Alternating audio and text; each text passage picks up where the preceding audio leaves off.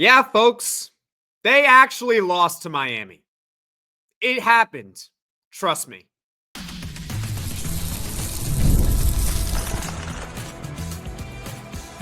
You are Locked On Syracuse, your daily podcast on the Syracuse Orange. Part of the Locked On Podcast Network, your team every day. Syracuse basketball goes to Coral Gables, Florida. Yes, Coral Gables. And they lose to the Miami Hurricanes 91-84.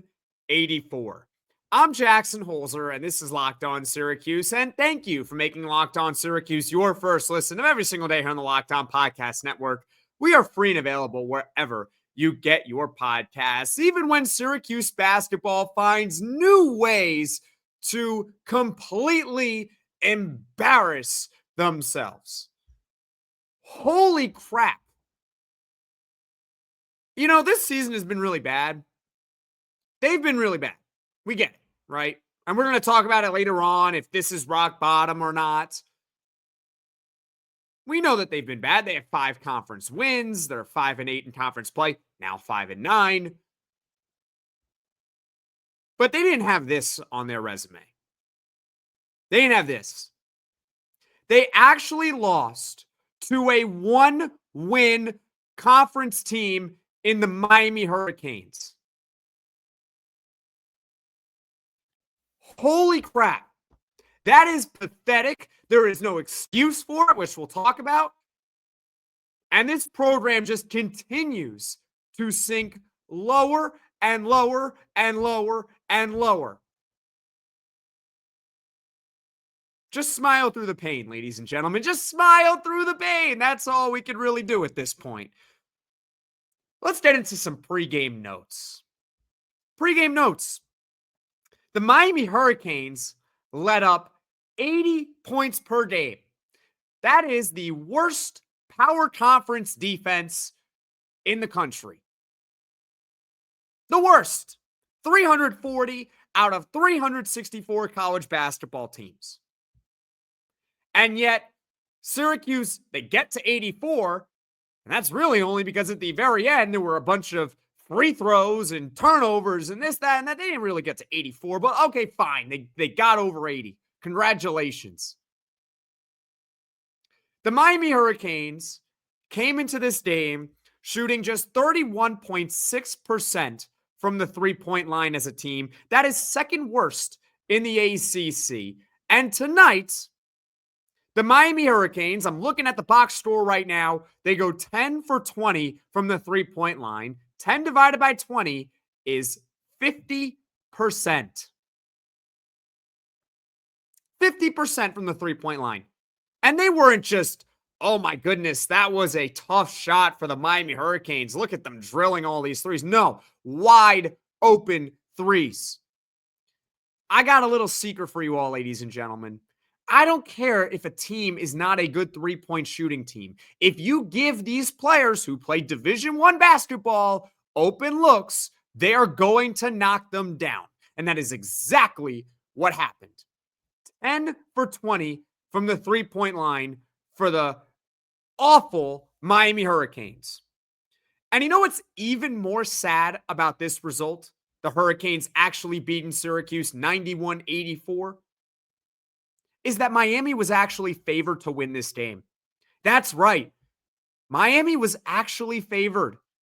Do you understand how sad that is? That the guys in the desert think that the worst team in the ACC is going to beat Syracuse? That is how far this program has come. Or how far below it has gotten. It's terrible. This was a pathetic game from start to finish. They barely led at any point in the game. Barely. Syracuse led for a grand total of 1 minute and 9 seconds. There was a moment in this game I actually thought they were going to win. They were up 61-58 at the under 16 timeout.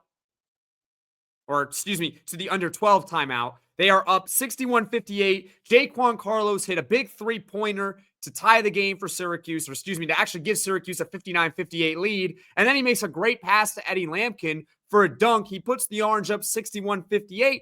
And I'm thinking, oh my goodness, Syracuse they're gonna find a way to do it. They're gonna go to Miami. They're not gonna play perfect, but they're gonna find a way to win. Get that 6th conference win. That's really, really important.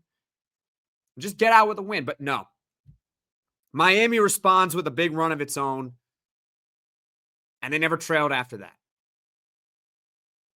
It was pathetic from start to finish for Syracuse basketball. I'm sorry there's not too much analysis as far as breaking down this game, because let's all be honest, this goes way deeper than just breaking down the X's and O's of basketball. Why Syracuse lost, why Syracuse didn't do this instead of that.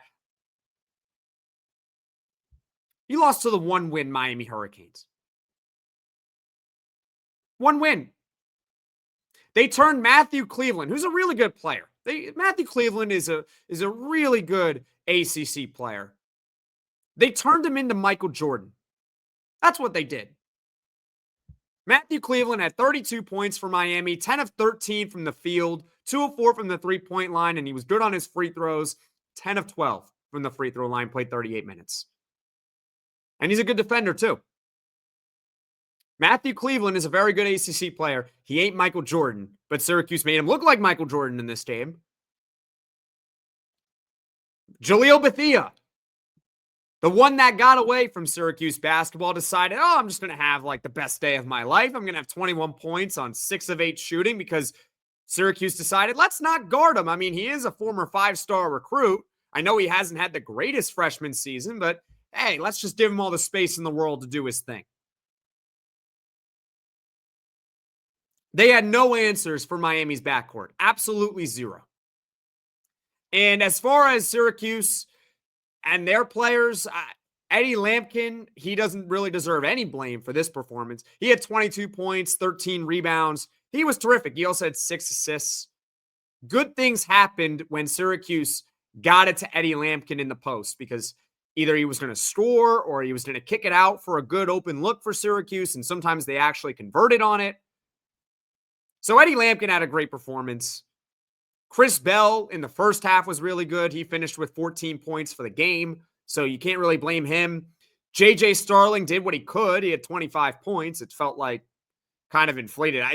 J.J. Starling had a very quiet 25 points tonight. I barely noticed him. I mean, he had that one play late in the game where Miami was up by 8 points, but J.J. Starling intercepted a big transition pass. He looked like a free safety running over the middle of the field. He goes coast to coast the other end. He gets a layup and one. It gets Syracuse within 5 with 4:08 to go. That was a big-time play from J.J. Starling. But aside from that, hardly noticed him at all.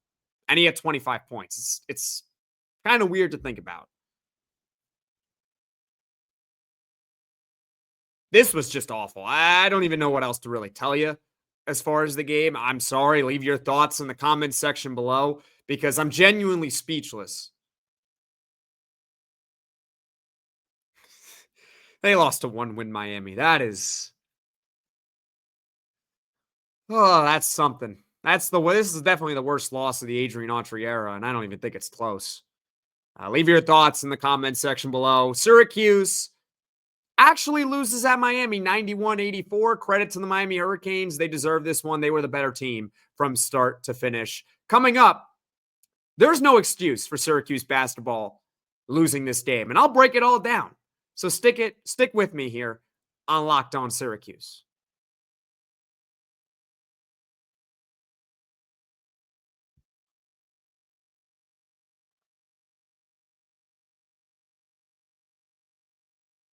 After the holiday hustle, there's nothing like giving your home a little TLC. I always find that decluttering and refreshing my space helps me get back into a routine. Whether you're tidying up, clearing out, or just want to give your space a new look to start the year, WayFair has everything you need, all within your budget. I'm currently looking for furniture, and their huge selection makes it easy to find pieces that fit my style and budget. My favorite part, the free and hassle-free delivery, even for the larger items. WayFair's site was so easy to navigate, and I found everything I needed in no time. There's something for every style and every home, no matter your space or budget.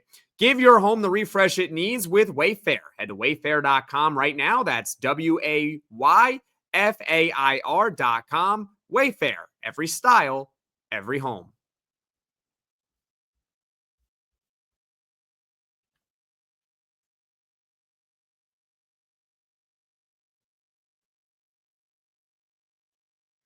I'm Jackson Holzer, and this is Locked On Syracuse, and we're going over how Syracuse somehow lost to the worst team in the ACC in the Miami Hurricanes, 91-84 in Coral Gables this evening.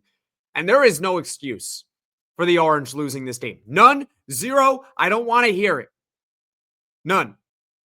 Actually, zero. I went through top to bottom, the wheel of excuses. I tried to think of all the possible excuses for what has gone wrong with Syracuse this season, and there are zero. Let's break it down. Injuries. Let's start there. Injuries. Yeah, Donnie Freeman is not playing for Syracuse basketball. Obviously, that hurts Syracuse. I think we can all agree. And hey, who knows? If Donnie Freeman is in this game, maybe Syracuse basketball does win. Is it an excuse?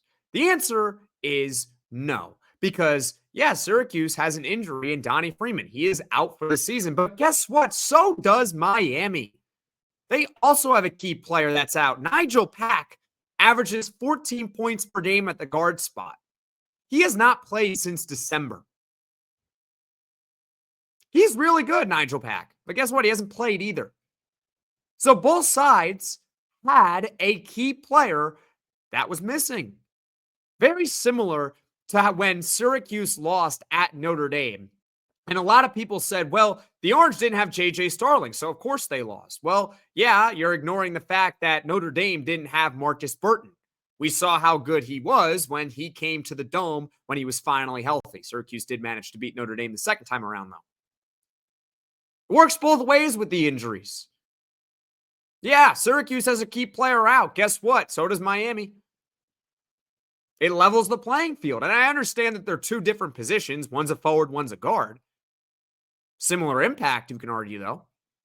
Both key players to their team. There's no injury excuse here. By the way, Syracuse basketball, they've won games without Donnie Freeman. It's not an excuse to lose to Miami, even if they had Nigel Pack in this game, which they didn't.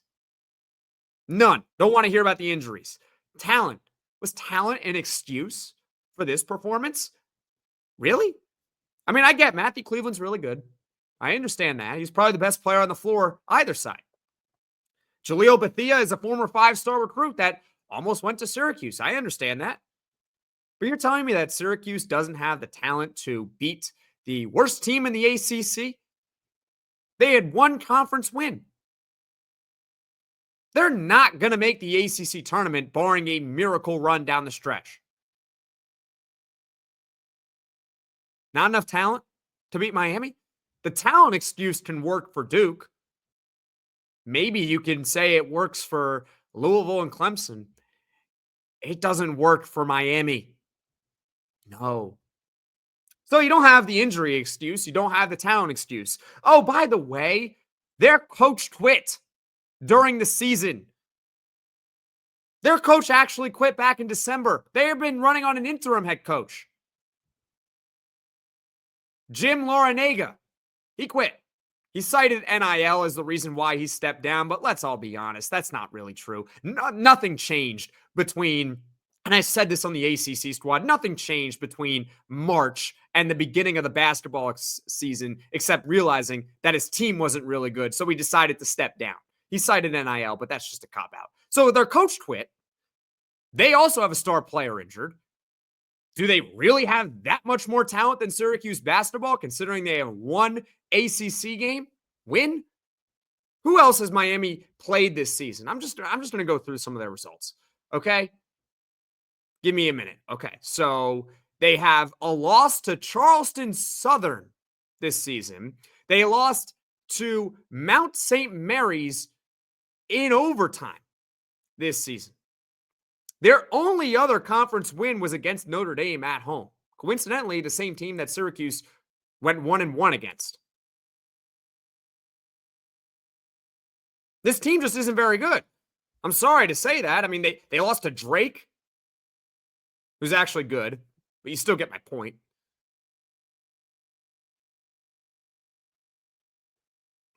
Talent, their coach quitting, injuries, but it's NIL. It's NIL. NIL is the reason for all of this, right? I'm going to put that narrative to bed right now. NIL is a problem. It is not the problem for Syracuse basketball. And we'll diagnose the problem in the next segment here. NIL is an excuse in the sense that Syracuse basketball, in its present state, cannot compete for a national championship. They can't. They don't have the money to do it. They do not have the horses to actually get it done, to actually be a legitimate contender for a national championship. Their only real way of competing for one is if they snuck into the NCAA tournament and went on a miracle run, which we see pretty much every year, that somebody comes out of nowhere. I mean, St. Peter's was a 15 seed that went to the Elite Eight. NC State last year is another example. Going to the Final Four after having to win their conference tournament, the ACC, just to get there, just to keep their season alive, because they weren't going to get in at large. So NIL keeps Syracuse from being like a top 5 seed in the NCAA tournament because they don't have the players to really be able to do that. That I agree with. But NIL is not an excuse for Syracuse basketball to lose at Miami. It's not an excuse. You should be able to beat the worst team in the ACC. Home or on the road, I don't care. Figure it out. Hopefully that puts it to bed. Hopefully it does. So there's no excuse for Syracuse basketball losing this game. There's no NIL excuse. No injuries. Talent? No. Their coach quitting? Adrian Autry hasn't quit. Their coach did. They're running on an interim one. This was embarrassing.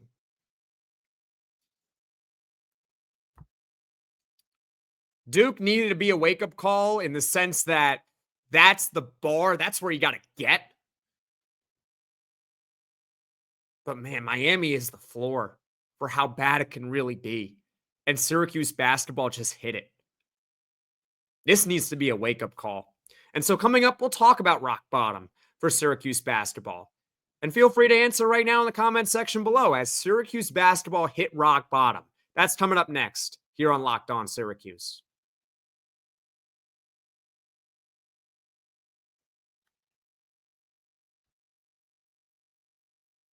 Has Syracuse basketball hit rock bottom? Let me know your thoughts in the comments section below. I'm Jackson Holzer, and this is Locked On Syracuse. And the Orange somehow lost to Miami on the road, 91-84. So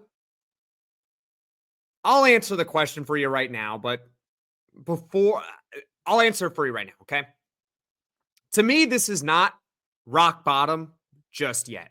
Rock bottom is if Syracuse basketball misses the ACC tournament, because you can't get worse than missing the ACC tournament, because rock bottom would mean that it actually can't get worse. In this case, it can if the Orange miss the conference tournament, which we're going to talk about tomorrow in a full podcast as to where Syracuse sits in the ACC race. If the Orange miss the ACC tournament, that's rock bottom. But here is what I will say. This is definitely the worst state the program has been in since 1969. It has been a very, very long time since it has been in this state. And the reason why I say that is because they are pacing right now to have their worst record since that year. They went 9-16 in 69. And throughout in the years after, and then Jim Boeheim taking over, Syracuse basketball went under 500 one time, and they were one game under 500 in 2022. So this season is going to be worse than that. I have a hard time believing they are going to match their record. I think it was 16-17 in 2022. I don't think they're going to do that this year. So this is going to be the worst Syracuse basketball season since 1969. And for context, man had not yet landed on the moon the last time the program was this down in the dumps. The New York Jets had just won Super Bowl III. That's right. The New York Jets were the premier franchise in professional football. That is how long it has been since Syracuse basketball has reached this point. Can you believe that the New York Jets were actually a really good franchise? They were led by Joe Namath and Don Maynard. They won the Super Bowl, that big upset over the Baltimore Colts. I'm a New York Jets fan in case you couldn't tell by now. That's how long it's been. Some of y'all who are watching or listening to this podcast have never seen it get this bad for Syracuse basketball, myself included. I'm pretty young. I just graduated from Syracuse. Fun fact. This is terrible. And there needs to be change this offseason. There's got to be. The problem with Syracuse basketball is everything. Everything is the problem. The players are not good enough. The coaches are not good enough. The NIL is not good enough. All of it is the problem. So there needs to be big changes this offseason. And I am hoping that this game wakes up the powers that be. Losing to Miami on the road. Let's talk about the players. I mean, let's all be honest. How many players? I'm asking you all right now, okay? Let's have a conversation. How many players do you honestly want back on Syracuse basketball's roster next season? How much? How many? How many do you actually want back? I'll save you the trouble right now. If you want any of the transfers to come back, they can't. Right? If you like Eddie Lampkin or Jair Davis or Jake Juan Carlos somehow or Lucas Taylor, you want anyone to come back, guess what? They can't. They're out of eligibility anyway. So you're not getting any of those transfers back. Now, I want Donnie Freeman to come back. I hope he comes back, but we'll see. My guess has been that he's going to test the NBA draft, and we'll see what happens. If he gets a good evaluation, he probably goes pro. If not, maybe he stays with Syracuse. Maybe he enters the portal. We really don't know what's going to happen with Donnie Freeman, but I do genuinely hope that he comes back to Syracuse next year. I really do. JJ Starling, too. I don't think JJ Starling is a perfect player, and I got to be honest with you all, I would prefer that Donnie Freeman comes back rather than JJ Starling. I think Donnie has a much higher ceiling than Starling does. But still, you would want JJ to come back as a veteran leader for what's going to be a very different Syracuse basketball roster next season. And outside of those two players, you're throwing names out at that point. Do you really want that player to come back versus maybe getting someone else? That's it. Yeah, it's harsh, but that's the reality. They lost to Miami. Uncomfortable conversations have got to be had. Your coaches aren't good enough. They're not. And I think the sad part is Syracuse basketball really going to pull the plug after year 2 on Adrian Autry? Are they? I doubt it. But maybe they do. Maybe this is a loss that actually wakes them up and says that coach is not good enough. This entire coaching staff is not good enough. And the NIL. I already touched on the NIL in the last segment where, look, as Syracuse fans, we cannot expect this team to be a national title contender with everything going on with NIL. They don't have it. Now, maybe they can get it out of thin air. I don't know exactly how you get more NIL money, but that's the reality. They don't have the same NIL funds that Duke, Kentucky, and Kansas and all these programs and the SEC programs, they don't have it. So it's very hard for them to compete for a national championship. They can still, however, be a good basketball team and make the NCAA tournament. They're not completely broke. They're not broke. They're underachieving. That's the bottom line. They are underachieving this season. And even if you increase the NIL, it doesn't fix the fact that they are underachieving. All it would mean is that you might have a more talented roster, but you'll still underachieve relative to expectations. Everything is the problem right now for Syracuse basketball. And the only silver lining is maybe this wakes them up. Maybe this is what they had to do. It's like the 5 stages of grief. Now we're bargaining here. Maybe if we just suffer through this, it'll make the powers that be realize that there needs to be big changes this offseason. Because enough is enough. You know, it's one thing in 2014 when you start 25-0 and you lose at home to Boston College in a big upset. That's one thing. You know what? You can forgive that. You know why? Because they started 25-0 in 2014. You can't forgive a team that's under 500 losing to Miami. That is sad. Really sad. 1 win, now 2 win Miami Hurricanes.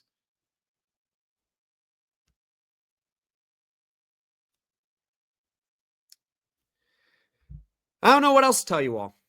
Yeah, I am incredibly frustrated after this one. I apologize because I genuinely want this team to succeed.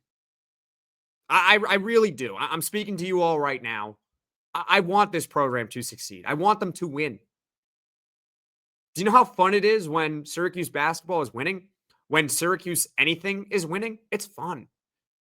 Remember how fun football season was?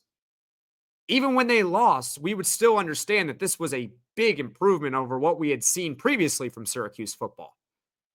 They had actually beaten Miami. Maybe this is just payback for that. I want to see the team win. I graduated from the school last season. I shouldn't say last season. Last year, I should say. I didn't play. Trust me. Not good enough to play. A lot of you all who watch and listen to this podcast are alums of the school. And I'm sure that whether we agree on something or we disagree, we all want to see them win.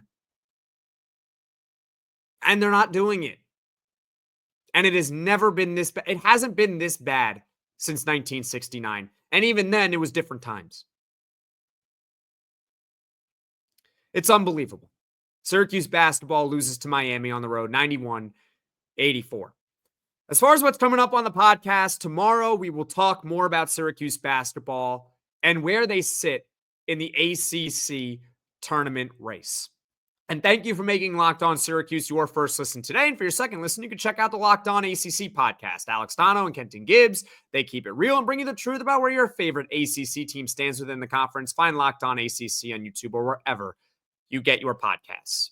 Folks, thank you all so much for watching. Thank you all so much for listening. If you like this podcast, be sure to hit that like button. If you really enjoy the podcast, I know that the team isn't really good, but if you enjoy the podcast itself, be sure to hit that subscribe button. Tell all your friends about Locked On Syracuse so this channel can grow and reach all Syracuse Orange fans. And folks, I know it's bad right now. One day, because it can't be bad forever, one day Syracuse basketball will be good again.